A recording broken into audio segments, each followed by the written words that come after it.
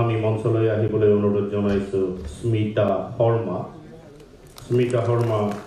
আহিবলৈ অনুৰোধ জনাইছোঁ। ঘৰ তেখেতৰ ধেমাজি জিলা, তেখেতৰ ঘৰ উলুবাৰীৰ গুৱাহাটী। আমি আহিবলৈ অনুৰোধ জনাইছোঁ কল্লোল প্ৰতিম বৰুৱা। ইয়াৰ পিছত আমি মঞ্চলৈ আহিবলৈ অনুৰোধ জনাইছোঁ অনন্য বৰুৱা।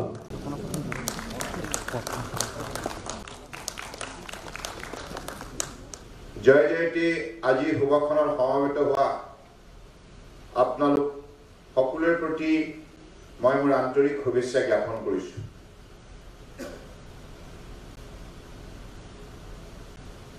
আত্মনিৰ্ভৰ ভাৰত অভিযান, এই অভিযান সফল কৰি তোলাৰ নিমিত্তে মাননীয় প্ৰধানমন্ত্ৰী ডাঙৰীয়াই ভাৰতবৰ্ষৰ জনগণৰ বাবে 20 লাখ কোটি টকাৰ এটি পেকেজ ঘোষণা কৰিছে। এই 20 লাখ কোটি টকা ভাৰতবৰ্ষক আত্মনিৰ্ভৰশীল কৰি তোলাৰ বাবে ব্যয় কৰা হ'ব। বিভিন্ন খণ্ডত, কৃষি খণ্ডতো মাননীয় প্ৰধানমন্ত্ৰী ডাঙৰীয়াই 2014 চনত প্ৰধানমন্ত্ৰীৰ দায়িত্ব লৈ বিশেষভাৱে গুৰুত্ব প্ৰদান কৰাৰ প্ৰয়াস কৰিছে। আৰু সেইবাবে কিষাণ ক্ৰেডিট কাৰ্ডে হওক, প্ৰাইম মিনিষ্টাৰ কিষাণ সন্মান নিধিয়ে হওক, সইল হেল্থ কাৰ্ডে হওক, ফচল বীমা যোজনাই হওক, কৃষি সিঁচাই যোজনাই হওক, এনেধৰণে খেতিয়কক সবলীকৰণ কৰাৰ নিমিত্তে যি দৃষ্টান্তমূলক পদক্ষেপ গ্ৰহণ কৰিছে, ইয়াৰ বাবে আজি ভাৰতবৰ্ষৰ বুকুত এটা শক্তিশালী ৰূপত কৃষি বিপ্লৱ গঢ় লৈ উঠিছে। আৰু বৰ্তমান সময়ত COVID-19ৰ বিৰুদ্ধে যিখন যুঁজ বিশ্বৰ মানৱ সমাজে দৃঢ়তাৰে দিছে, এই যুঁজৰ অন্যতম অংশীদাৰ ভাৰতবৰ্ষৰ 125 কোটি জনগণ। আৰু এই ভাৰতবৰ্ষৰ 135 কোটি জনগণৰ ভিতৰত আমিও অসমৰ 3,30 লাখ বৰাক ব্ৰহ্মপুত্ৰ পাহাৰ ভৈয়ামত বসবাস কৰা এইখন বৃহত্তৰ অসমীয়া সমাজ। গতিকে আমিও মাননীয় প্ৰধানমন্ত্ৰী ডাঙৰীয়াই COVID-19ৰ বিৰুদ্ধে যুঁজ দিয়াৰ নিমিত্তে যিবিলাক পৰামৰ্শ দিছে,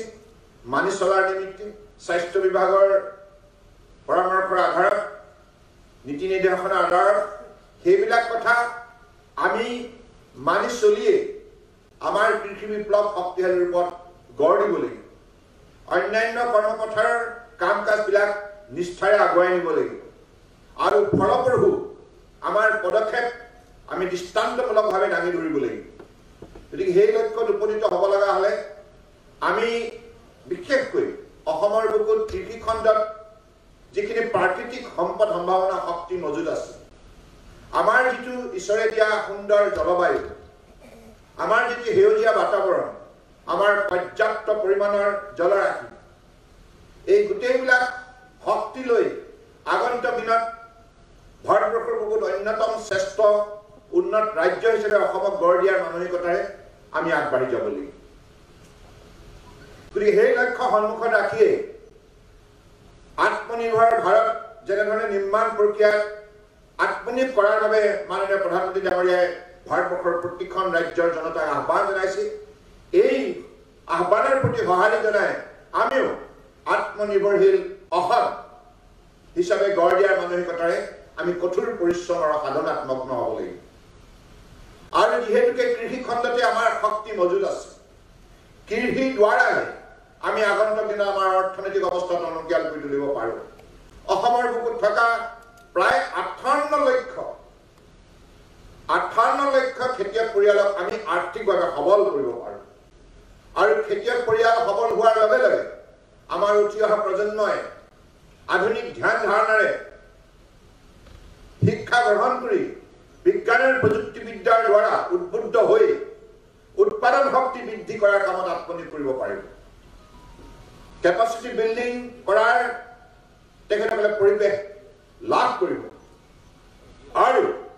নিজৰ দক্ষতা বিকাশ ঘটাই বিভিন্ন কৰ্মপথাৰ কাম কৰাৰ যোগ্যতা অৰ্জন কৰিব আৰু তেনেধৰণে তেখেতসকলে উদাহৰণ দাঙি ধৰিবলৈ সক্ষম হ'ব গতিকে মই সেইবাবে আজি যিহেতুকে 111 গৰাকী কৃষি উন্নয়ন বিষয়া নিযুক্তি দিয়া হৈছে আপোনালোক সৌভাগ্যৱান কাৰণ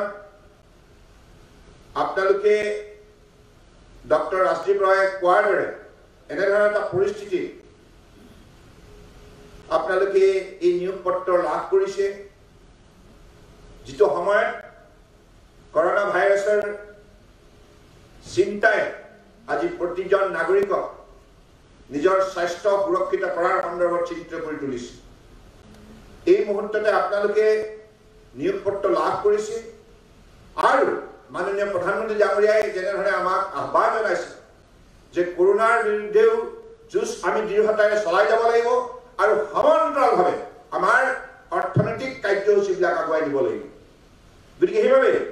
আমাৰ অৰ্থনৈতিক কাৰ্যসূচী আগুৱাই নিয়াৰ বাবে কৃষি খণ্ডত আত্মনিয়োগ কৰাৰ স্বাৰ্থত আপোনালোকক নিয়োগ পত্ৰ প্ৰদান কৰা হৈছে আপোনালোকে এতিয়া এই কথা থিৰাং কৰিব লাগিব যে আমি আমাৰ অসমৰ যিখন বজাৰ 3.30 লাখ মানুহৰ বাবে দৈনিক যিমানখিনি শাক-পাচলি ফল-মূল প্ৰয়োজন হয় কৃষি খণ্ডৰ পৰা উৎপাদিত সামগ্ৰী প্ৰয়োজন হয় সেইখিনি যেন আমি বেলেগ ৰাজ্যৰ পৰা আমদানি কৰিব লগা নহয় আমি যেন নিজৰ উৎপাদনৰ দ্বাৰা অসমৰ বুকুত থকা 98খন সৰুবৰ চহৰৰ বজাৰ দখল কৰিব পাৰোঁ আৰু বিভিন্ন গ্ৰাম্য অঞ্চলত থকা স্বীকৃতি নোপোৱা চহৰ সদৃশ বজাৰ দখল কৰিব পাৰোঁ অৰ্থাৎ 3.30 লাখ মানুহৰ দৈনিক যিখিনি তেখেতসকলৰ প্ৰয়োজনীয় সামগ্ৰী সেইখিনি যেন আমাৰ উৎপাদনৰ দ্বাৰা সম্পূৰ্ণৰূপে যোগান ধৰিব পাৰোঁ এই লক্ষ্যৰে কৃষি বিভাগে আগন্তুক দিনত উৎপাদন শক্তি বৃদ্ধি কৰিব লাগিব আৰু আমাৰ বজাৰৰ সমীক্ষা চলাব লাগিব আপোনালোকে একগৰাকী কৃষি বৈজ্ঞানিক গতিকে কৃষি বিশ্ববিদ্যালয়ৰ পৰা আপোনালোকে স্নাতক ডিগ্ৰী লৈ আজি এনেধৰণে কৃষি উন্নয়ন বিষয়া হিচাপে নিযুক্তি লাভ কৰিছে গতিকে আপোনালোকৰ ব্যক্তিত্বত সেইখিনি দক্ষতা যোগ্যতা আছে এতিয়া কৰ্মপথাৰত ইয়াক প্ৰতিফলন ঘটাব লাগিব ভিয়েটনামলৈ যাওঁতে মই দেখিলোঁ যে ভিয়েটনামৰ ছাকচেছ ষ্টৰী 30 বছৰৰ ভিতৰত কেনেধৰণে সম্ভৱ হ'ল 30 বছৰ আগলৈকে তেখেতসকল দুৰ্বল ৰাষ্ট্ৰ হিচাপে আছিল অত্যন্ত তেখেতসকলে আৰ্থিকভাৱে দুৰ্বল আছিল কিন্তু 30 বছৰ আগতে তেখেতসকলৰ বহু ছাত্ৰই আমাৰ ভাৰতবৰ্ষৰ পুছা ইনষ্টিটিউটত অধ্যয়ন কৰি সেই সময়ত মাননীয় আমাৰ প্ৰাক্তন প্ৰধানমন্ত্ৰী অতুল বিহাৰী বাজপেয়ী ডাঙৰীয়াই ভিয়েটনামৰ ভ্ৰমণ কালত তেখেতসকলক কৈছিল যে তোমালোক আহা তোমালোকৰ যিখন ৰাষ্ট্ৰ তোমালোকৰ যিখন দেশ এইখন দেশত কৃষি অৰ্থনীতি শক্তিশালী ৰূপত গঢ় লৈ উঠিব পাৰে ইয়াত সকলো ধৰণৰ সম্ভাৱনা আছে গতিকে সেই সম্ভাৱনাক বাস্তৱায়িত কৰাৰ বাবে যিবিলাক পদক্ষেপ লোৱাৰ নিমিত্তে বিজ্ঞানসন্মতভাৱে তেখেতসকলৰ আনুষ্ঠানিকভাৱে অধ্যয়ন কৰাৰ প্ৰয়োজনীয়তা আছে আৰু সেইবাবে তেখেতসকলক অফাৰ দিয়া হ'ল আৰু ভিয়েটনামৰ বহু ছাত্ৰ ছাত্ৰী আহি পুছা ইনষ্টিটিউটত অধ্যয়ন কৰি ইয়াৰ পৰাই তেখেতসকলে শিক্ষা বুটলি পেলাই ভিয়েটনামৰ খেতিপথাৰত কৃষকৰ সৈতে বন্ধুত্ব স্থাপন কৰি farmers and scientist joint effort যৌথ প্ৰচেষ্টাত আজি ভিয়েটনাম বিশ্বৰ অন্যতম এগ্ৰিকালচাৰ প্ৰডাক্ট ৰপ্তানি কৰা দেশ হিচাপে খিতাপি লাভ কৰিলে স্বীকৃতি বুটলিবলৈ সক্ষম হ'ল মই তেখেতসকলক সুধিলোঁ আপোনালোকৰ এক্সপৰ্ট কিমান তেখেতসকলে ক'লে $36 বিলিয়ন ইমান এখন অসন্মানী ৰাষ্ট্ৰ লুক এট দিয়াৰ সাকসেস ষ্টৰী কেনেকৈ সম্ভৱ হ'ল তেখেতসকলৰ বৈজ্ঞানিকসকলে খেতিয়কৰ কাষত চাহটোৰ দৰে থাকে খেতিয়কে যিমানখিনি বিজ্ঞানৰ প্ৰযুক্তিবিদ্যাৰ ক্ষেত্ৰত দিহা পৰামৰ্শ প্ৰয়োজন হয় সকলোবিলাক আমাৰ সেই ৰাষ্ট্ৰৰ বৈজ্ঞানিকসকলে তেখেতসকলক প্ৰদান কৰে ফলত যৌথ প্ৰচেষ্টাত আজি বিশ্বৰ ৭৭০ কোটি জনগণৰ দৃষ্টি আকৰ্ষণ কৰিবলৈ সক্ষম হৈছে সফলতাৰ দ্বাৰা আৰু অৰ্থনৈতিক অৱস্থা প্ৰতিটো পৰিয়ালৰ টনকিয়াল হৈছে গতিকে আমাৰ অসমতো সেই সম্ভাৱনা আছে আমাৰ অসমৰ আকাৰ ভৌগোলিক আকাৰ যিটো এই আকাৰটো প্ৰায় ভিয়েটনামৰ সমানেই হ'ব অলপ কম বেছি হ'ব পাৰে কিন্তু মই ভাবো যে আমাৰ যিটো জলবায়ু আমাৰ যিটো জলৰাশি আমাৰ যি বায়ুমণ্ডল আমাৰ যিটো সেউজীয়া বাতাবৰণ আমাৰ মাটিৰ যিটো উৰ্বৰতা প্ৰাকৃতিকভাৱে এই সকলোবিলাক যদি আমি যোগ কৰোঁ আৰু আমাৰ লগতে খেতিয়ক আৰু কৃষি বৈজ্ঞানিকসকলৰ আন্তৰিক প্ৰচেষ্টা যদি তাত সংমিশ্ৰণ হয় তেতিয়া নিশ্চিতভাৱে পৃথিৱীৰ মানুহৰ দৃষ্টি আকৰ্ষণ কৰিব পৰা উৎপাদন শক্তি হিচাপে অসমে নিজক প্ৰতিষ্ঠা কৰিব পাৰিব এই পৰ্যায়লৈ অসম নিব লাগিব মাননীয় প্ৰধানমন্ত্ৰী ডাঙৰীয়াই ভাৰতবৰ্ষৰ মাননীয় খেতিয়কসকলক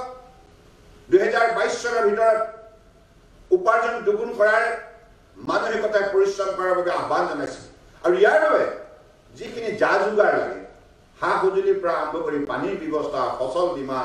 কৃষি সিঁচাই যোজনা সকলোবিলাক মুদ্ৰা KCC সকলোবিলাক গতিকে এই সকলোবিলাক যোগান ধৰাৰ মূল লক্ষ্যই হৈছে যে খেতিয়কক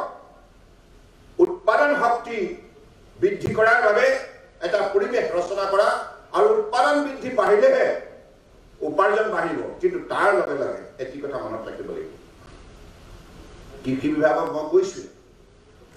যে কৃষি বিষয়াসকলে জিলাই জিলাই যেতিয়া নিযুক্তি লাভ কৰিব আপোনালোকে আচ্ছা আপোনালোকক মই প্ৰথমতে চিনাকিটো হৈ লওঁ সকলোৱে চিনাকি নহ'ব আপোনালোকৰ ভিতৰত আছে মোৰ হাতত যিটো তথ্য দিছে সেই তথ্য মতে ৫৬ গৰাকী পুৰুষ উঠাওকচোন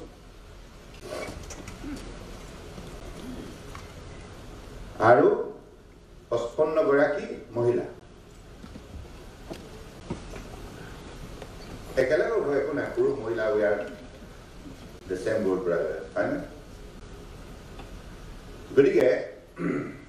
আপোনালোক বহুত ধন্যবাদ এই শক্তি আপোনালোকে ১১১ গৰাকী আজি সংকল্প ল'ব লাগিব মনে দি শব্দ বাক্যৰ যোগেদি নহয় মনে দি সংকল্প ল'ব লাগিব এই শস্য চামলা অসমী আই আমি সকলো দিশৰ পৰা শক্তিশালী কৰি তুলিম কাৰণ ধৰিত্ৰী আই বুলি ভূপেন্দাৰ গীতেৰে এই মাতৃভূমিক শ্ৰদ্ধা নিবেদন কৰাৰ বাবে আহ্বান জনাই গৈছে আৰু ভূপেন্দাই এই গীতৰ জৰিয়তে মাতৃৰ প্ৰতি পুত্ৰ কন্যাৰ দায়িত্ব কৰ্তব্যৰ সন্দৰ্ভতো এটা মানৱীয় অনুভূতি জগাই গৈছে এই কথাবিলাক অত্যন্ত গুৰুত্বপূৰ্ণ জীৱনৰ বাটত আপোনালোকে বিষয়া হিচাপে সন্মান বুটলিবলৈ সক্ষম হ'ব তেতিয়াহে যেতিয়া আপোনালোকে খেতিয়কক আন্তৰিকতাৰে সহায় কৰিব আপোনালোকে কৃষি বিশ্ববিদ্যালয়ৰ পৰা যিখিনি শিক্ষা বুটলি আহিছে আধুনিক যিবিলাক শিক্ষা আপোনালোকে গ্ৰহণ কৰিছে এইবিলাক আপোনালোকৰ বাবে সম্পদ কিন্তু এই সম্পদটো আজি যেতিয়া আপোনালোকে খেতিয়কক শক্তিশালী কৰাৰ কামত প্ৰয়োগ কৰিব লাগিব নিষ্ঠাৰে with dedication with commitment with honesty with hard work with sincerity and discipline এইকেইটা কথা মই এইকাৰণে কৈছোঁ যে আপোনালোকে পাৰিব কিন্তু সিদ্ধান্ত ল'ব লাগিব বহুতে ভাবে যে মই চৰকাৰী বিষয়া হ'ব আৰু ফাইল কেইটা আহিলে মই চহী কৰিলোঁ মোৰ কাম আজি শেষ সেইটো নহয় আপোনালোকে 24/7 কাৰণ খেতিয়কৰ খেতি পথাৰত 24 ঘণ্টাই পানী দৰকাৰ হয় মই অলপতে এইখন মালৰবাৰীলৈ গৈছিলোঁ তাত গৈ পেলাই আমাৰ মাননীয় কৃষিমন্ত্ৰী আছিল বিষয়াসকলো আছিল তেতিয়া খেতিয়কসকলে কান্ধত ধানৰ ভাৰ লৈ আহিছে। ধানৰ ভাৰ কঢ়িয়াই অনা এগৰাকী খেতিয়কক মাছ বজাতে ৰাখি পেলাই সুধিলোঁ যে কওকচোন আপোনাৰ নামটো, আপুনি এই কেনেধৰণে খেতি কি অৱস্থাত আছে। তেখেতে ক'লে যে আমি ৰঞ্জিত ধান, যিটো বড়ো ধান বুলি কয়, তেখেতসকলে কৈছে যে এইবাৰ আমি বিঘাত 30 মোনকৈ পাইছোঁ, কিছুমানে 35 মোনো পাইছে। আৰু এগৰাকী পালোঁ তেখেত কলিতা, তেখেতে ক'লে যে মই খেতিও কৰোঁ আৰু মোৰ দায়িত্ব এই পানী মটৰটো চলোৱা, 24 ঘণ্টাই পানী লাগে বুলি কৈছে। কোনোবাই সন্ধিয়া সময়ত লয়, কোনোবাই পুৱাৰ ভাগত পায়, কোনোবাই দুপৰীয়া লয়। গতিকে এই যে নিষ্ঠা, 24 ঘণ্টাই পানী দিয়ে। মই তেখেতক সুধিলোঁ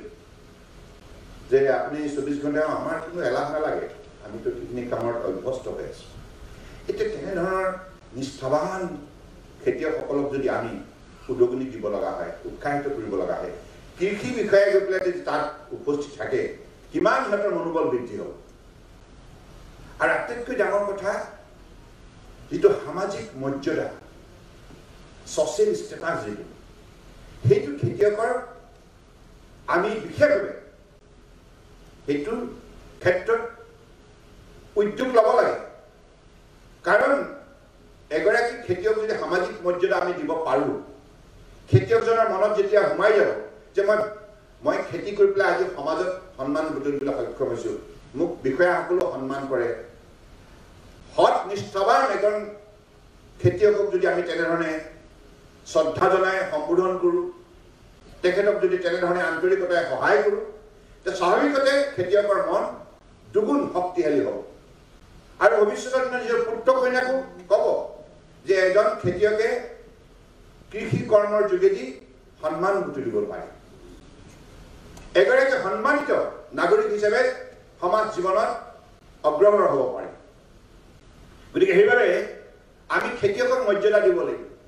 আৰু খেতিয়কৰ মৰ্যাদা বৃদ্ধি কৰাৰ কামত প্ৰধান উদ্যোগ ল'ব লাগিব কৃষি উন্নয়ন বিষয়াসকলে। আৰু আপোনালোকে অসমৰ যিমান খেতিয়ক আছে, 58 লক্ষ খেতিয়ক পৰিয়াল আছে ইয়াতে, সকলো পৰিয়াল আপোনালোকে যি জিলাত কাম কৰিব তাতে গৈ তেখেতসকলৰ লগত ভাল এটা ৱৰ্কিং ৰিলেশ্যনশ্বিপ ডেভেলপ কৰিব। আৰু তেখেতসকলে যাতে কোনো কাৰণত অকলশৰীয়া উপলব্ধি নকৰে, অনুভৱ নকৰে। গতিকে মই ভাবোঁ যে সেই ৰিলেশ্যনশ্বিপ, ৱৰ্কিং ৰিলেশ্যনশ্বিপটো যদি আমি বিল্ড আপ কৰি ল'ব পাৰোঁ, যিটো ভিয়েটনামে কৰিছে, তেতিয়াহ'লে কিন্তু আমাৰ আৰু হাজাৰ হাজাৰ ডেকা শক্তি ওলাই আহিব কৃষি খণ্ডত আত্মনিয়োগ কৰাৰ বাবে। এতিয়া বহুতৰ ধাৰণা হয় খেতিয়ক হ'লে সামাজিক মৰ্যাদা নাপায়, কিন্তু ডক্টৰ ৰাজীৱ ৰায় ডাঙৰীয়াই কোৱাৰ দৰে মোগলসকল অহাৰ আগতে আমাৰ কিমান আছিল? 48% উৎপাদন শক্তি আছিল, বিশ্বৰ দৃষ্টি আকৰ্ষণ কৰিবলৈ সক্ষম হৈছিলোঁ, আটাইতকৈ চহকী আছিলোঁ কৃষি খণ্ডত। গতিকে সেই হেৰুৱা গৌৰৱ পুনৰ উদ্ধাৰ কৰিব লগা হ'লে আমি নিশ্চিতভাৱে আমাৰ কৃষিৰ ভূমিত আমি নিষ্ঠাৰে আত্মনিয়োগ কৰিব লাগিব। আৰু আপোনালোকে পাৰিব, চব আপোনালোকে যুৱ শক্তি, অল য়াং এণ্ড এনাৰ্জেটিক। গতিকে আপোনালোকে এইখিনি কাম কৰিলে আপোনালোকৰ জীৱন সাৰ্থক হ'ব। আৰু মানুহে যেতিয়া আপোনালোকক সন্মান কৰিব, স্বাভাৱিকতে আপোনালোকে মানুহৰ পৰা আস্থা আৰু বিশ্বাসৰ পাত্ৰ হ'ব লগা হ'লে নিষ্ঠাৰে কাম কৰিব লাগিব। নিষ্ঠাৰে কাম কৰিলেহে আপুনি মানুহৰ আস্থা বুটলিব পাৰিব, বিশ্বাসৰ পাত্ৰ হ'ব। এইবিলাক সাধাৰণ শব্দ নহয়। মানুহৰ জীৱনকালত বহুতে চাকৰি কৰে, বহুতে পলিটিক্সো কৰে, মানে বিভিন্ন কাম কৰে, কিন্তু খুব কম সংখ্যকে মানুহৰ আস্থা আৰু নিষ্ঠাৰ পাত্ৰ হয়। ইয়াৰ প্ৰধান কাৰণ সেইগৰাকী ব্যক্তিয়ে মানুহৰ প্ৰতি শ্ৰদ্ধা ভক্তি ৰাখি নিষ্ঠাৰে কাম কৰাৰ বাবে সমাজখনে সেই গুণটো প্ৰত্যক্ষ কৰি সেইগৰাকী ব্যক্তিক আস্থা আৰু বিশ্বাসত কৰে। গতিকে মই ভাবোঁ যে তেনেধৰণে আপোনালোকে it is through commitment you can create confidence. গতিকে সেইবাবে you need to put your committed effort to create confidence in the mindset of the people. গতিকে এই লক্ষ্যৰে আপোনালোকে কাম কৰক। আজি 11 গৰাকীক দিয়া হ'ল আৰু আগন্তুক দিনত এই বিভাগত আৰু 3189 আৰু সেইটো হ'ব এগ্ৰিকালচাৰ এক্সটেনশন এচিষ্টেন্স VLEW আৰু 157 গৰাকী junior engineer ADO assistant executive engineer পদত নিযুক্তি দিয়া এই বছৰ নিযুক্তি প্ৰক্ৰিয়া চলি থাকিব আৰু আমি অসমত খেতিয়কসকলৰ মনোবল বৃদ্ধি কৰাৰ বাবে নানা ধৰণৰ আঁচনি লৈছোঁ মুখ্যমন্ত্ৰী কৃষি সা সঁজুলি আঁচনি এই আঁচনিৰ অধীনত আমি প্ৰায় 4.5 লাখ খেতিয়কক এককালীন প্ৰথম বছৰত আমি 5,000 টকাকৈ তেখেতসকলৰ একাউণ্টত আমি আৰ্থিক সহযোগিতা আগবঢ়ালোঁ এই বছৰো আমি তেনেধৰণে 4 লাখতকৈ অধিক খেতিয়কক সেই একে ধৰণে আমি তেখেতসকলক সা সঁজুলি ক্ৰয় কৰাৰ বাবে আৰ্থিক সহযোগিতা আগবঢ়াইছোঁ ইয়াৰ উপৰিও কিষাণ ক্ৰেডিট কাৰ্ডৰ সন্দৰ্ভত যিবিলাকে পইচা পুনৰ ৰিনিউ কৰিব পৰা নাই তেখেতসকলৰ বাবে এককালীন 10,000 টকাৰ ৰাজ সাহায্য দিয়া হৈছে তেখেতসকলৰ জিৰ' ইণ্টাৰেষ্টত তেখেতসকলে সুদ ল'ব পৰাৰ ব্যৱস্থা প্ৰদান কৰা হৈছে মুখ্যমন্ত্ৰী সমগ্ৰ গ্ৰাম উন্নয়ন যোজনাৰ অধীনত 26,000খন গাঁৱত একোটা গোটক ট্ৰেক্টৰ দিয়াৰ কাম আৰম্ভ হৈছে গতিকে ইয়াৰ উপৰিও প্ৰায় 48,000 চেল টিউবেল দিয়া হৈছে গতিকে আমি খেতিয়কসকলক সকলো ধৰণৰ যা যোগাৰ দিয়াৰ নিমিত্তে প্ৰয়াস কৰিছোঁ কিন্তু খেতিয়কসকলক কৃষি খণ্ডত খেতি পথাৰত কৃষি বৈজ্ঞানিকসকলে যদি গাইড নকৰে তেতিয়াহ'লে এই সুবিধাবিলাক অথলে যাব somebody will have to guide the farmer on the ground in the field সেই গাইড হ'ল আপোনালোক গতিকে আমি চহকী ৰাজ্য হিচাপে নিজক প্ৰতিষ্ঠা কৰিব লাগিব আৰু এতিয়া মই ভাল পাইছিলোঁ যে অসমত বহু কেইগৰাকী উচ্চ শিক্ষা আমাৰ যুৱক যুৱতীয়ে বিভিন্ন ধৰণে ফাৰ্মিং কৰিছে সফল হৈছে কোনোবাই গাহৰি খেতি কৰিছে কোনোবাই মাছৰ খেতি কৰিছে কোনোবাই শাক পাচলি কৰিছে কোনোবাই ফল মূল কৰিছে কোনোবাই কলৰ কৰিছে বিভিন্ন ধৰণে আৰু এতিয়া আটাইতকৈ আনন্দৰ কথা এইটোৱে যে অসমৰ খেতিয়কৰ সামগ্ৰী কেৱল ভাৰতবৰ্ষৰ অন্যান্য ৰাজ্যত বিক্ৰী হৈছে এনে নহয় বিদেশৰ বজাৰতো এতিয়া পদাৰ্পণ কৰিছে London Abu Dhabi Dubai Hong Kong Singapore ইত্যাদি প্ৰতি সপ্তাহত আমাৰ কাৰ্গো ফ্লাইটৰ যোগেদি আমাৰ উৎপাদিত সামগ্ৰী সেইবিলাক বজাৰত বিক্ৰী হৈছে গতিকে আমাৰ গ্লোবেল ভিজন যিটো মাননীয় প্ৰধানমন্ত্ৰী ডাঙৰীয়াই কৈছে লোকেল ভোকেল এণ্ড গ্লোবেল অৰ্থাৎ আমি আত্মনিৰ্ভৰশীল হ'ম স্বাৱলম্বী হ'ম আমি বাহিৰৰ পৰা ক্ৰয় নকৰোঁ আমাৰ উৎপাদিত সামগ্ৰীৰ ক্ষেত্ৰত আমি অধিক সক্ৰিয় হ'ম আৰু এই সামগ্ৰীক আমি বিশ্ব বজাৰত বিক্ৰী কৰিম এনেধৰণে বিশ্ব দখল কৰিব লাগিব গ্লোবেল মাৰ্কেট কেপচাৰ কৰিব লাগিব গতিকে কৃষি বিষয়াসকলে কৃষি খণ্ডত যেতিয়া আপোনালোকে কাম কৰিব তেতিয়া এটি কথা মনত ৰাখিব বহুত খেতিয়কৰ কি হ'ল আমাৰ আজি 10-12 বছৰ আগৰ পৰা বহুতে খেতি পথাৰত আত্মনিয়োগ নকৰা নহয় কৰিছে কিন্তু উৎপাদিত সামগ্ৰীৰ উচিত মূল্য নোপোৱাৰ বাবে হতাশাগ্ৰস্ত হৈছে কোনোবাই বিলাহী খেতি কৰি পেলাই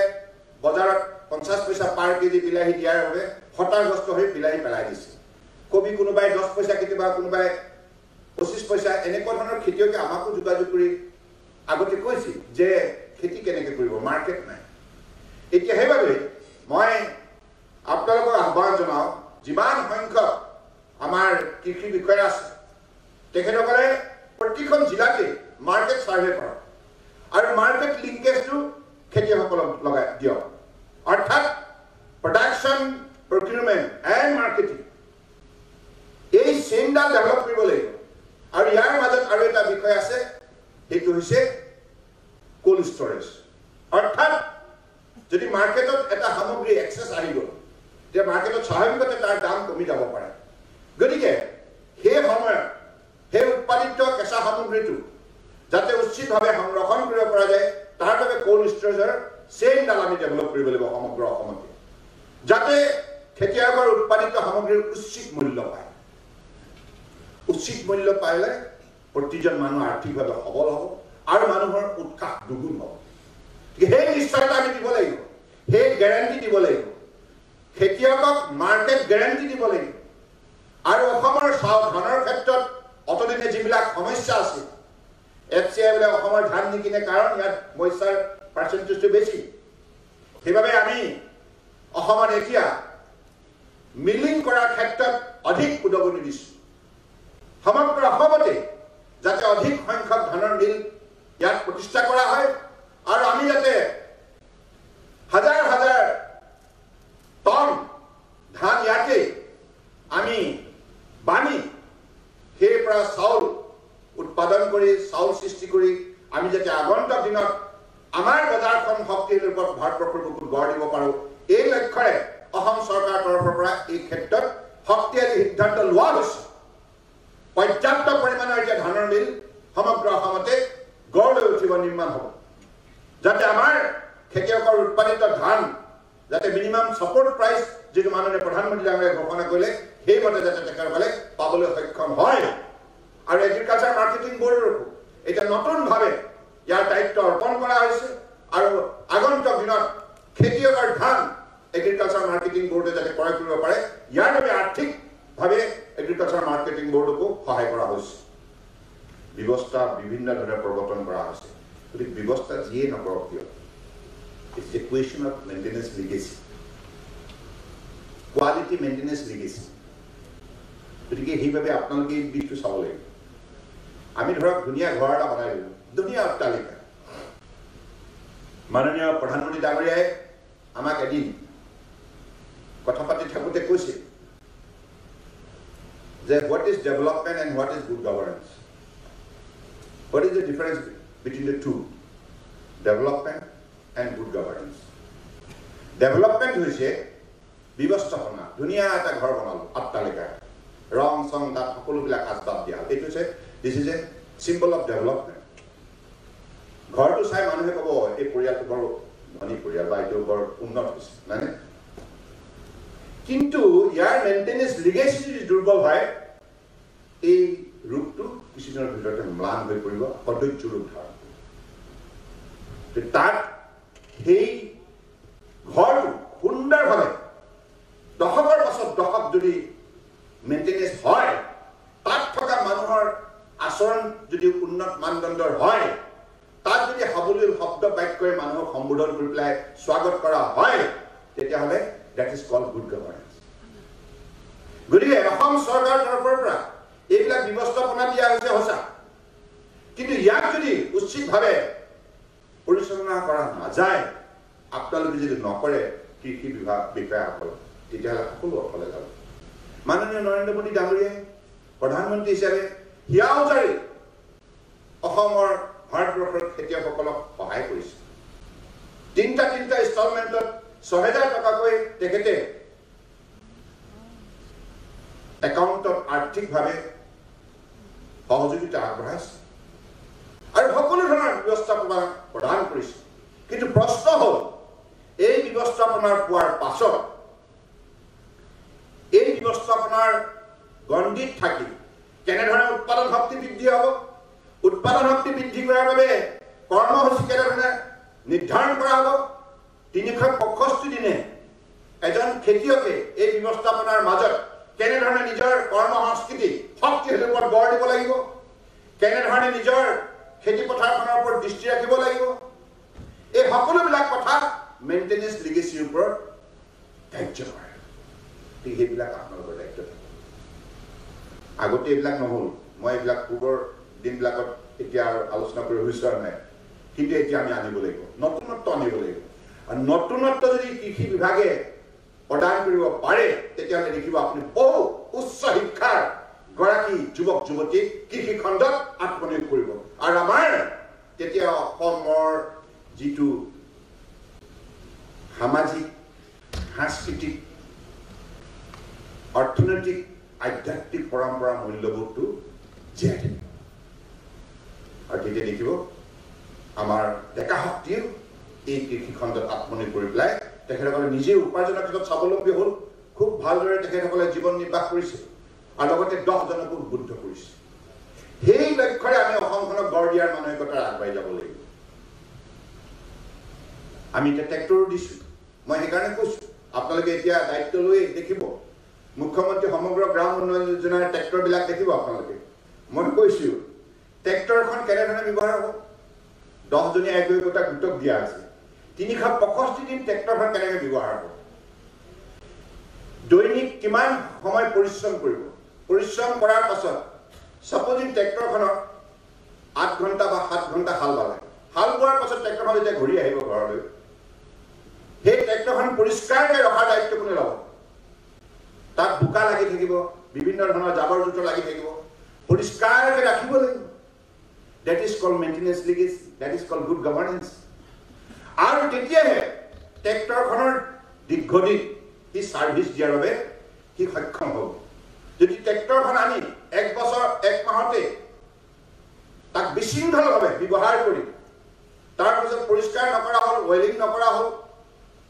নট বলটো ভালদৰে চোৱা চিতা নকৰিলে ফলত 1 মাহৰ ভিতৰতে ট্ৰেক্টৰখনক বেমাৰে ধৰিলে নানা ধৰণৰ বেমাৰ দেখা দিব আৰু সকলো সময়তে তেতিয়া গেৰেজৰ এটেনশ্যন থাকিব তেতিয়া আৰু কৰ্মপথাৰৰ পৰা গৈ পেলাই গেৰেজৰ মাজত আবদ্ধ হৈ থাকিব যাতে এনেকুৱা দৃশ্য সৃষ্টি নহয় অসমৰ বুকুত আৰু এই দৃশ্য সৃষ্টি হোৱাৰ লগে লগে মানুহ হতাশগ্ৰস্ত হ'ব তেতিয়া মানুহে কি ক'ব ছ'চিয়েল মুখ্যমন্ত্ৰী সমগ্ৰ গ্ৰাম উন্নয়ন যোজনাৰ অধীনত ট্ৰেক্টৰখনৰ কণ্ডিশ্যন দেখিছা উপাৰ্জনটো গ'লেই ক'ত বেকা হৈ পৰি আছে ক'ৰবাত চকাটো আকাশলৈ মূৰ কৰি পেলাই পৰি আছে ট্ৰলিখন ক'ৰবাত বেকা হৈ পৰি আছে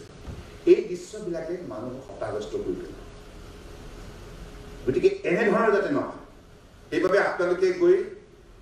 প্ৰতিটো গোটক মাতি আনিব 365 দিনে আপোনালোকে উপাৰ্জন কৰিব পাৰিব 6 ঘণ্টা যদি হাল বালে তাৰপিছত ট্ৰলিটো আছে টেইলাৰটো আছে টেইলাৰত কোনোবাই মাটি কঢ়িয়ালে কোনোবাই শাক পাচলি কঢ়িয়ালে কোনোবাই বালি কঢ়িয়ালে শিল পাথৰ কঢ়িয়ালে সকলো কৰিব পাৰে উপাৰ্জন লাগে 10 গৰাকী ব্যক্তি ইয়াৰ ওপৰত নিৰ্ভৰশীল হ'ব তো 10 গৰাকী ব্যক্তিৰ বাবে ট্ৰেক্টৰখনে দৈনিক কিমান উপাৰ্জন কৰিব লাগিব ট্ৰেক্টৰখনে দৈনিক উপাৰ্জন কৰাৰ উপৰিও ট্ৰেক্টৰখনৰ তেল লাগিব তাৰ ড্ৰাইভাৰৰ দৰমহা লাগিব হয়নে মেইনটেনেন্সৰ এটা বাবদ এটা পইচা লাগিব এই সকলোবিলাক কথা সূক্ষ্মভাৱে সেই গোটক পৰীক্ষণ দিয়া দায়িত্ব আপোনালোকে ল'ব লাগিব সাকসেছ ষ্টৰী ডেভেলপ কৰিব লাগিব যদি 26,000খন ট্ৰেক্টৰৰ ভিতৰত আৰু 2 বছৰৰ পাছত যদি কোনোবাই কয় যে 20,000খন ট্ৰেক্টৰে ইমান টকা উপাৰ্জন কৰিলে আৰু ইয়াৰ ফলত ইমান লক্ষ আমাৰ যুৱক যুৱতীয়ে মৰ্যাদা সহকাৰে মাহেকত ইমানকে উপাৰ্জন কৰিবলৈ সক্ষম হৈছে নহয় তেখেতসকলকতো আমি উপাৰ্জনৰ ক্ষেত্ৰত স্বাৱলম্বী কৰাৰ মানসিকতাৰে এইবিলাক কৰিছোঁ আৰু যাতে যিহেতুকে এতিয়া আমাৰ বহু খেতিয়কৰ ঘৰত গোহালি নাইকিয়া হ'ল আমাৰ এটা সময়ত পৰম্পৰা আছিল যে গোহালি থাকিবই আগত ভঁৰাল পাছত গৰু গোহালি এইটো এটা হুঁচৰি গীত আছে গতিকে এই গীতবিলাকৰ প্ৰাসংগিকতা আজিৰ তাৰিখত জীয়াই ৰখাৰ বাবে হয়তো মাজত প্ৰয়াস কৰা নহ'ল তাৰ বাবে গৰু ম'হ নাইকিয়া হৈ গ'ল ফলত সম্পূৰ্ণৰূপে ট্ৰেক্টৰৰ ওপৰত নিৰ্ভৰশীল হ'ল ঠিক আছে ট্ৰেক্টৰ আধুনিক প্ৰক্ৰিয়াৰে কম সময়ৰ ভিতৰত বহুত বিঘা মাটি বাব পাৰে ঠিকে আছে কিন্তু সেই ট্ৰেক্টৰখনৰ যোগেদি আমি হাজাৰজন খেতিয়কক বছৰেকত এটা খেতি নহয় দুটা খেতি নহয় 3টাকৈ খেতি কৰাৰ বাবে আমি তেখেতসকলক সহযোগিতা আগবঢ়াব পাৰোঁ সেই লক্ষ্যৰে দিয়া হৈছে উপাৰ্জন দুগুণ কৰিব লগা হ'লে উৎপাদনো দুগুণ হ'ব লাগিব হয়নে গতিকে সেই লক্ষ্যৰে ট্ৰেক্টৰখন যাতে ব্যৱহাৰ হয় আৰু তাত যিটো চেলৰ টেবুল দিয়া হৈছে সেই টেবুলৰ বিলাক যাতে ভাল হৈ থাকে ভালদৰে চোৱা চিতা কৰে যি উদ্দেশ্যে দিয়া হৈছে পানী যোগান ধৰাৰ বাবে খেতি পথাৰত পানী যোগান ধৰাৰ ক্ষেত্ৰত যাতে সেই টিউবৱেলটোৱে ভালদৰে ছাৰ্ভিচটো দিব পাৰে ইয়াৰ বাবেও খেতিয়কক সজাগ সচেতন কৰি তুলিব লাগিব সেইখিনি দায়িত্ব আপোনালোকে ল'ব লাগিব ভাবিছে চাগে আজি কি এপইণ্টমেণ্ট লেটাৰ সেইকাৰণে কৈ হয়তো বহুত বেছি দায়িত্ব দি দিছে ভাগৰি গৈছে নেকি শুনি পেলাই হা ভাগৰিতো নাই যোৱা নহয় কাৰণ মই কথাখিনি আন্তৰিকতাৰে কৈছোঁ কাৰণ আপোনালোকে এইখন ৰাজ্য গঢ় দিব লাগিব বৰাক ব্ৰহ্মপুত্ৰ পাহাৰ ভৈয়াম বৰ সুন্দৰ ৰাজ্য দুটা উপত্যকা ভগৱানে দিছে আমাক বৰাক নদী দিছে ব্ৰহ্মপুত্ৰ দিছে ব্ৰহ্মপুত্ৰৰ 21খন উপনদী আছে ইয়াৰ উপৰিও অসম বৰাক ব্ৰহ্মপুত্ৰত প্ৰায় 2700 ডাঙৰ ডাঙৰ ঐতিহাসিক বিল আছে নদ নদী পাহাৰ ভৈয়াম খাল বিল জান জুৰি হা সেউজীয়া এটা বাতাবৰণ যদি ইমান বিশুদ্ধ বায়ু পোৱা এইখন অসম গতিকে এইখন অসমত যিখিনি শক্তি মজুত আছে সেই শক্তিবিলাক উজ্জীৱিত কৰাৰ বাবে আপোনালোকে আগন্তুক দিনত আত্মনিয়োগ কৰিব লাগিব নিষ্ঠাৰে ধৰক এতিয়া এটি কথাই আমাক খুব মনত আঘাত দিয়ে মাননীয় প্ৰধানমন্ত্ৰী ডাঙৰীয়াই কিষাণ সন্মান নিধি আঁচনিৰ যোগেদি এই লকডাউন পিৰিয়ডৰ সময়ত খেতিয়কক সকাহ দিয়াৰ বাবে এককালীন আৰ্থিক সহযোগিতা আগবঢ়াইছে কিন্তু ইয়াত বহুতখিনি অসমত বেমেজালি হ'ল ভুৱা খেতিয়কৰ নামত আঁচনিৰ ধন লুণ্ঠন কৰাৰ অভিযোগ উপস্থাপন কৰোঁ এইটো দুৰ্ভাগ্যজনক যদি কৃষি বিভাগত এনেধৰণৰ দুৰ্নীতি কেলেংকাৰী নহয় তাৰ বাবে আপোনালোকে আগন্তুক দিনত নিষ্ঠাৰে দায়িত্ব ল'ব লাগিব কোনো যুক্তিক দুৰ্নীতিত প্ৰৱেশ কৰিবলৈ নিদিব আৰু এই খেলিমেলিৰ ক্ষেত্ৰত আমি অসমৰ অতিৰিক্ত মুখ্য সচিবক তদন্তৰ দায়িত্ব দিছোঁ তদন্তৰ প্ৰতিবেদন অহাৰ পাছতেই শক্তিশালী পদক্ষেপ লোৱা হ'ব নো ওৱান উইল বি এক্সকিউজ এনেধৰণে প্ৰধানমন্ত্ৰী ডাঙৰীয়াৰ মহৎ যিটো চিন্তাধাৰা যিখন আঁচনি খেতিয়কক সহায় কৰিবৰ বাবে তেনে আঁচনিৰ ধন যদি কোনোবাই ভুৱা নাম দি পেলাই যদি আত্মসাৎ কৰে সেইসকলে শাস্তি পাবই লাগিব হয়নে গতিকে আপোনালোকে ভৱিষ্যতে দায়িত্ব আহিব নহয় আপোনালোকে একোখন জিলাৰ কৃষি বিষয়া হ'ব গতিকে আপোনালোকে সংস্কাৰ কৰি তুলিব লাগিব কাৰণ খেতিয়কৰ পইচা আত্মসাৎ কি যুক্তিত সহ্য কৰা কোনো যুক্তিত সহ্য কৰা নহ'ব গতিকে সেইবাবে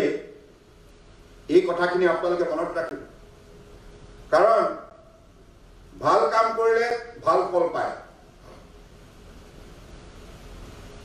মানুহ জন্ম হয় মানুহ মৃত্যুৰ মুখত পৰে এইটো স্বাভাৱিক যাত্ৰা মানৱ জীৱনৰ কিন্তু ভাল কাম যুগে যুগে অমৰ ভাল কাম যুগে যুগে অমৰ আপোনাৰ জীৱন কালত ভাল কাম কৰি যাওক আপোনাৰ দেখিব 1000 বছৰ পাছতো কোনোবাই আপোনাক শ্ৰদ্ধাৰে স্মৰণ কৰিছে গতিকে এই পৃথিৱীৰ ইতিহাসত পাতে পাতে এই কথাটোৱে সুস্পষ্টভাৱে লিপিবদ্ধ আছে যে মানুহ জন্ম হয় মানুহ মৃত্যু মুখত পৰে কিন্তু ভাল কাম যুগে যুগে অমৰ গতিকে আপোনালোকে যিখন জিলাত কাম কৰিব সেই জিলাত যদি আপোনালোকে ভাল কাম কৰে খেতিয়কসকলে সদায় আপোনালোকক শ্ৰদ্ধাৰে সম্বোধন কৰিব শ্ৰদ্ধাৰে মনত ৰাখিব গতিকে এই কথাখিনি আপোনালোকে মনত ৰাখিব এতিয়া অতদিনে আমাৰ দুৰ্বলতা কিছুমান প্ৰকাশ পাই আহিছিল আমি যিবিলাক বীজ লওঁ চিটবিলাক বাহিৰৰ পৰা ক্ৰয় কৰোঁ আমাৰ কৃষিমন্ত্ৰী অতুল বৰা ডাঙৰীয়াও এই ক্ষেত্ৰত দৃঢ়তাৰে পদক্ষেপ গ্ৰহণ কৰিছোঁ যে এতিয়া আমি সিদ্ধান্ত লৈছোঁ যে আমাৰ স্থানীয়ভাৱে উৎপাদিত বীজহে আমি ক্ৰয় কৰিম হয়নে স্থানীয়ভাৱে আমি বাহিৰৰ পৰা আৰু ক্ৰয় নকৰোঁ পৰ্যায়ক্ৰমে আমি এতিয়া আমাৰ লোকেল যিবিলাক প্ৰডিউচাৰ চিড প্ৰডিউচাৰ তেখেতসকলে যাতে এই সুবিধাটো পায় তাৰ প্ৰতি লক্ষ্য ৰখা হৈছে ইয়াৰ উপৰিও জিলাই জিলাই একোটা ছইল টেষ্টিং লেবৰেটৰী প্ৰতিষ্ঠা কৰাৰ সিদ্ধান্ত লোৱা হৈছে এইবিলাক সকলো আপোনালোকে পৰিচালনা কৰিব লাগিব আৰু আমাৰ হাৰ্ভেষ্টাৰ অসমৰ 126টা বিধানসভা সমষ্টিত একোখন হাৰ্ভেষ্টাৰ পাইলট প্ৰজেক্ট হিচাপে আৰম্ভ কৰা হ'ব হাৰ্ভেষ্টাৰবিলাক আপোনালোকে জানি আধুনিকভাৱে ধান কাটিব পাৰে ধান মাৰিব পাৰে কম সময়ৰ ভিতৰত বহু বিঘা ধান কাটিব পাৰে সময় কম লাগে আধুনিক যন্ত্ৰ গতিকে এইবিলাক আগন্তুক দিনত আপোনালোকে চোৱা চিতা কৰিব লাগিব। গতিকে মই আজি সভাত উপস্থিত থকা আমাৰ বিধানসভাৰ উপাধ্যক্ষ আৰু সাংসদ ডক্টৰ ৰাজদীপ ৰয় দুয়োগৰাকীকে বিশেষভাৱে ধন্যবাদ জনাইছোঁ। তেখেতসকলে মোক সাক্ষাৎ কৰিবলৈ আহিছিল। মই তেখেতসকলক ক'লোঁ যে আজি অতুল বৰা ডাঙৰীয়া এটা ভাল অনুষ্ঠান আছে, 111 গৰাকী আমাৰ কৃষি বিষয়া উন্নয়ন বিষয়া আজি নিযুক্তি পত্ৰ দিয়া হ'ব। তেখেতসকলে মোৰ সৈতে আহিলে আপোনালোকক শুভেচ্ছা জনাবৰ বাবে ধন্যবাদ জনাইছোঁ। আৰু অতুল বৰা ডাঙৰীয়াক ধন্যবাদ জনাইছোঁ বিশেষভাৱে। তেখেতে এই গোটেই বিভাগটোত এটা নতুনত্ব অনাৰ প্ৰয়াস কৰিছে, নিজেও বহু কষ্ট কৰিছে।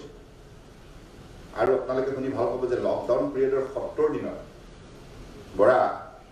70 দিনত আমি কিমান বিজনেছ কৰিলোঁ? 70 দিনত 357 কোটি টকা আমাৰ কৃষিজাত উৎপাদিত সামগ্ৰীৰ যোগেদি আমি সংগ্ৰহ কৰিবলৈ সক্ষম হ'ম। 357 crore বিজনেছ। তাৰমানে ইমান শক্তি আছে অসমৰ খেতিয়কৰ। কেতিয়াবা কি হ'ল, এই কৰোণা ভাইৰাছৰ সময়ত আমি বহুত কথা উপলব্ধি কৰিলোঁ, হয়? আগতে কোন ৰাজ্যৰ পৰা কিমান বস্তু আহিছিল আমাৰ মাৰ্কেটত, সেইবিলাক কথা আমি খবৰ কৰা নাছিলোঁ। কিন্তু এইবাৰ এই লকডাউন পিৰিয়ডত আমাৰ যিহেতুকে ৰাইজ মাননীয় প্ৰধানমন্ত্ৰী ডাঙৰীয়াৰ আহ্বানৰ প্ৰতি সঁহাৰি জনাই ঘৰতে শৃংখলাবদ্ধ আবদ্ধ হৈ থাকি সামাজিক দূৰত্ব বৰ্তাই ৰাখি মুখত মাস্ক পিন্ধি পেলাই পৰিষ্কাৰকৈ থাকি কৰোণা ভাইৰাছৰ বিৰুদ্ধে যুঁজ দিয়াৰ ক্ষেত্ৰত যিখিনি উদ্যোগ ল'লে, সেই সময়ছোৱাত ৰাইজক যিহেতুকে আমি অত্যাৱশ্যক সামগ্ৰী যোগান ধৰিব লগা হৈছিল, সেই সময়তে আমাৰ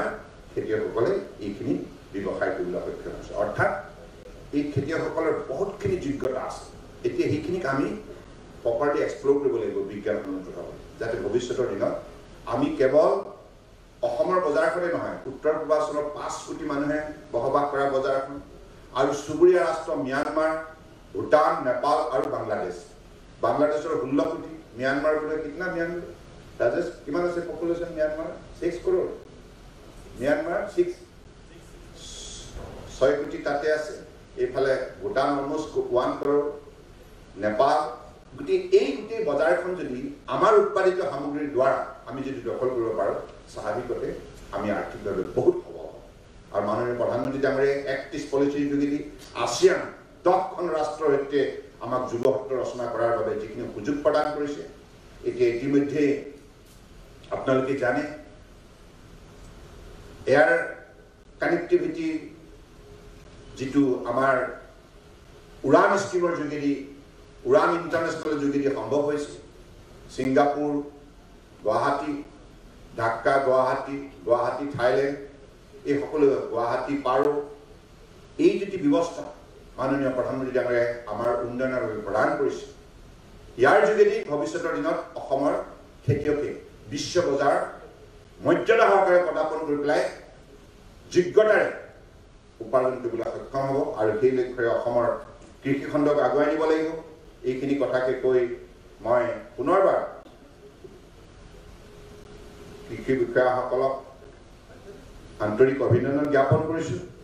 আপোনালোকৰ জীৱন সফল হওক আৰু আপোনালোকে সদায় মানুহৰ দৃষ্টিত একোগৰাকী সন্মানিত শ্ৰদ্ধাৰ বিষয়া হিচাপে প্ৰতিষ্ঠা লাভ কৰে, তাকে কামনা কৰি মই সকলোকে পুনৰবাৰ কৃতজ্ঞতা জনাই মোৰ বক্তব্য সামৰিছোঁ। ধন্যবাদ। জয় হিন্দ।